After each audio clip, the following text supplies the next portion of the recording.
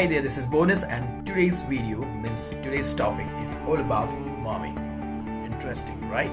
So let's figure it out. What is umami? What is the element of umami? What are the flavors, taste, everything in detail, right? So let's start. Let's figure out what exactly umami is all about.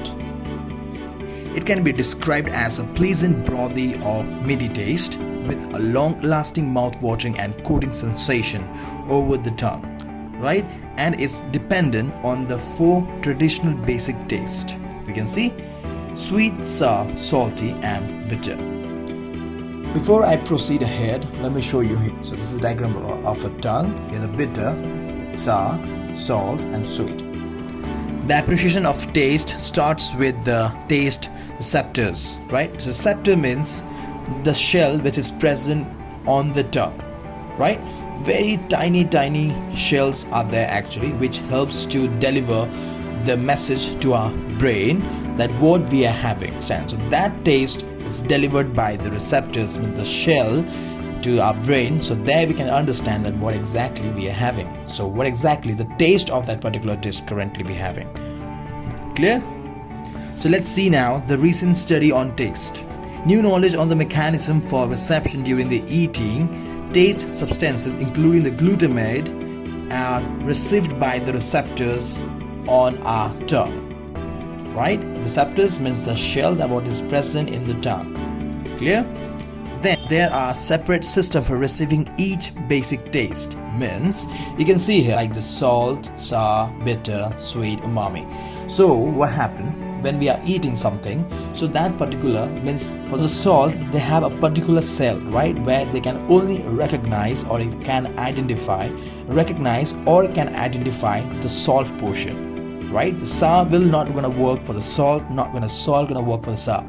So this whole thing will only identify the work what is given to them. Means for sour only gonna be identify the sour, the bitter will only identify the bitter, same as like sweet and umami, right? Simple as that. You guys clear with this? When receptors receiving the taste substances such as glutamate, sucrose or caffeine taste information is transferred to the brain, as a result we can able to recognize the different taste. As I said, like they straight send the message to the brain, and there we can easily understand that what exactly food we are eating. Like what is the flavor of that? Is it more salt? Is it more bitter? Is it sour? Or is it a combination? Right? Clear? Here we can see the scientists describe the 7 different tastes. Let's see what are there. Bitter, salty, sour, astringent, sweet, pungent and umami. This is what described by the scientist, right? Let's turn the page. Let's see the 5 recognized basic taste, right? Basic taste and stimulus. Sweetness, which is sucrose, means sugar, or you can say sweet. Sourness, which is acetic acid. The saltiness, which is the sodium chloride. Bitterness, which is a quinine or quinine. Umami, which is a monosodium glutamate, which is MSG. Glutamate is all about a umami flavor, right? So monosodium glutamate actually is best known for food addictive. MSG used for flavor enhancing, right? And is generally present in tomato, then comes to your soya sauce and cheese, mushroom, right? Clear this umami glutamate? I'm gonna explaining you more in detail about the glutamate. Let's figure it out. Glutamate content increasing our food ripens or mature. Let's figure out how. Taste of a tomato, almost no one can identify the taste of a umami in tomato, right? But umami is one of the several important components when combined with the sweet and sour, right? Understand this? Combined with the sweet and sour notes and a little earthy flavor. Umami gives tomato their delicious taste. As the tomato ripens, the nature content of glutamate increase and the tomato becomes more tasty. Understand this, right? Natural content of a glutamate, the natural content the glutamate in the tomato, right, increases and the tomato become more tasty, right? So similarly, as cheese matures, there is a significant increasing in glutamate which contribute to the taste, which contribute to the taste. Means as increasing of the cheese. You know the cheese, we aging the cheese. As much we age the cheese, as much we keep the cheese for mature, means aging process, significantly increasing of glutamate, and that gonna contribute to the taste, right? So a large increasing in the glutamate content of a meat like ham, right, which is the pork, as it is cured.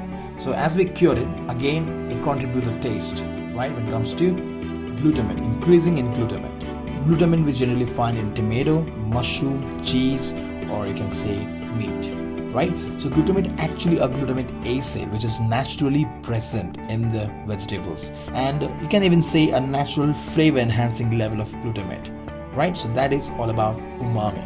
I'm going to show you one example that how really glutamate developing. Number one, the raw green tomatoes, right? When tomato is raw, it's green. Then the color change, light green, then comes to yellowish, the third number. Then the fourth is a light orange, then fifth, little darker orange, then the sixth will be the red, means completely ripe. So glutamate is a ripening tomato. The acid of the glutamate in the tomato, which is present naturally, is actually increasing slowly and changing the color to red. Clear with this? So this is called the glutamate, and which is the monosodium glutamate, which is MSG, and that what we call umami, right? Let's turn the page.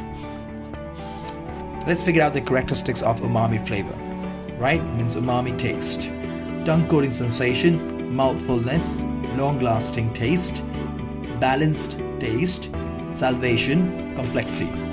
Clear?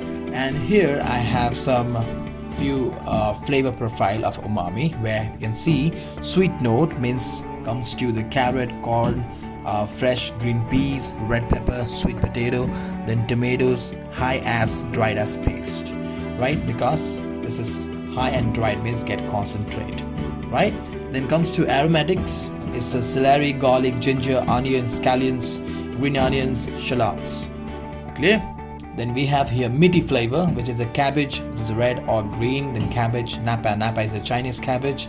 Then comes to mushrooms, is the bottom or surmini. Then we have shiitake, porcini, morels, right? Higher when dried. Higher when dried means about the concentration flavor, right?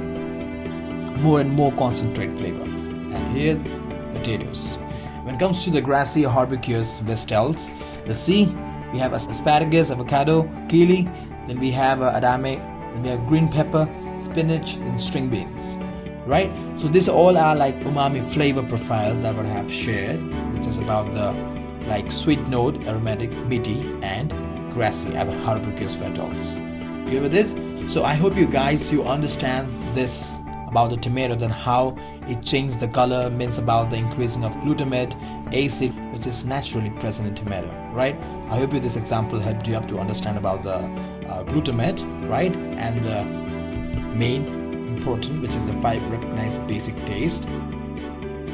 And the next, the scientists describe the 7 taste, and yes, last not the least, the tongue. So I hope you guys clear with this umami and the function of the tongue, that how it really works and which section it has, the salt, sour, bitter, and sweet, right? Clear with this? I'll see you in the next video. Till then, umami, right? Bye bye, and yeah, have a great day.